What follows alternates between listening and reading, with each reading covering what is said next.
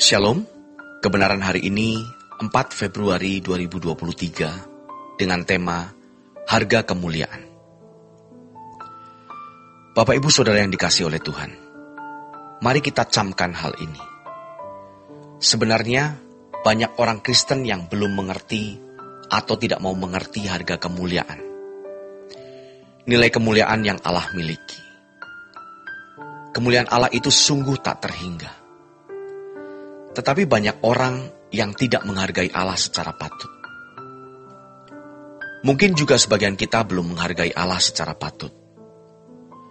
Padahal Allah itu nilai di atas segala nilai. Bagaimana kita bisa tahu apa indikator, apa petunjuk seseorang atau kita belum menghargai Tuhan secara patut? Sederhana, dan ini mutlak benar. Ketika kita tidak berani melepaskan apapun yang kita miliki, kesenangan, ambisi, nilai diri, harga diri, perasaan, berarti kita belum menghargai Tuhan secara patut. Oleh sebab itu, kita harus bisa hidup setiap saat di hadirat Allah. Jadi bukan hanya pada waktu kita ada di dalam ruangan doa, atau pada waktu kita melakukan kebaktian di ruang ibadah, di mana kita begitu menghargai hadirat Tuhan. Melainkan seharusnya juga setelah kita keluar dari ruangan ibadah, kita tetap ada di dalam hadirat Tuhan. Jadi sementara kita melakukan berbagai kesibukan, kita dapat selalu menyatu dengan Tuhan. Dan ini tidak mudah. Kita sering tidak menjaga mulut, tidak jaga sikap, karena sudah terlalu lama kita liar, yaitu memiliki diri kita sendiri. Apa yang kita pandang menyenangkan, itulah yang terus kita upayakan untuk dicapai. Apa yang kita pandang akan membuat kita terhormat, itulah yang kita usahakan dan perjuangkan. Apa yang membuat diri kita terasa bernilai di mata manusia, itu yang kita perjuangkan. Ini sudah terlalu liar. Dan hidup kita terlalu wajar. Jadi sebenarnya kalau kita bersumpah, berjanji untuk hidup suci, meninggalkan kesenangan dunia, itu sangat standar.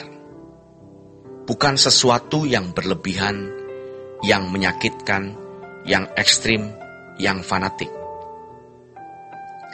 Apalagi kalau pendeta atau hamba Tuhan yang berkhotbah, dia harus selalu ada di dalam lingkup hadirat Allah, kemanapun dia berada.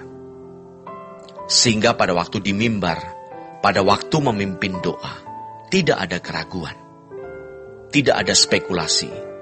Aku mau ngomong apa ya? Ini orang yang saya doakan sembuh atau tidak ya?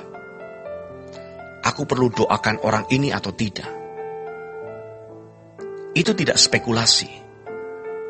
Dulu kita sering spekulasi. Maka kita harus melekat dengan Tuhan setiap saat. Melekat. Mungkin tindakan meleset kita bukan meleset dalam hal mencuri, berzina, membunuh orang. Tidak. Meleset kita itu karena satu kata yang kita ucapkan. Satu tindakan yang kecil. Tetapi itu penuh intrik-intrik. Ketidaktulusan. Namun karena terlalu lama kita liar, sampai kita tidak bisa mengenali itu semua. Diplomasi, penipuan, ketidaktulusan. Saudara yang terkasih, kalau kita nanti berhadapan dengan Tuhan semesta alam, kita baru tahu betapa tidak berartinya diri kita. Coba kita lihat alam semesta ini. Lihat jaraknya, besarnya, luasnya, banyaknya planet dan galaksi. Luar biasa. Tidak terbatas.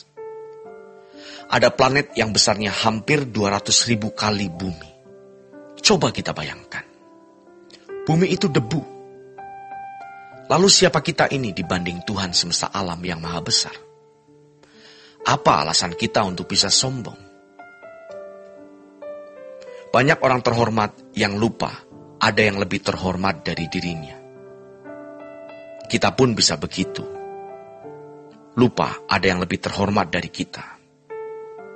Kalau kita lebih dari orang lain di sekitar kita, itu potensi kita dapat menjadi lupa diri. Lalu, bagaimana cara kita memperoleh Dia, mendapatkan Dia, bersekutu dengan Dia? Yaitu dengan cara hidup di hadirat Allah. Bagaimana kita bisa tetap hidup di hadirat Allah? Itu bukan masalah Tuhan. Masalahnya ada di diri kita, karena kita yang keluar dari hadirat-Nya. Kita yang sembarangan, karena sudah terlalu lama kita itu liar. Ketika kita menonton yang tidak-tidak di gadget kita, sebenarnya kita tidak menghormati Tuhan, karena Tuhan ada di situ. Jadi sejatinya, kita harus selalu membawa hadirat Tuhan. Maka jangan ada kebencian, dendam, ketidaksukaan, niat menyingkirkan orang. Harus penuh belas kasihan kepada orang.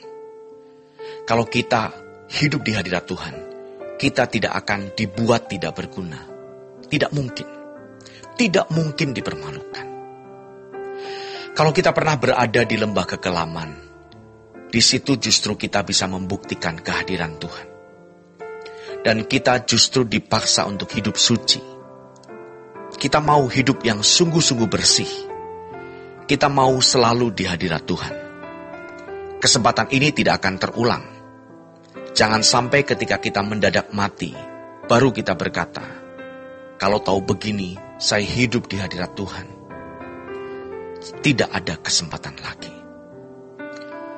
Maka, sejak kita hidup sekarang ini, kita harus hidup di hadirat Tuhan. Jangan memandang ini berlebihan. Mari kita kejar terus.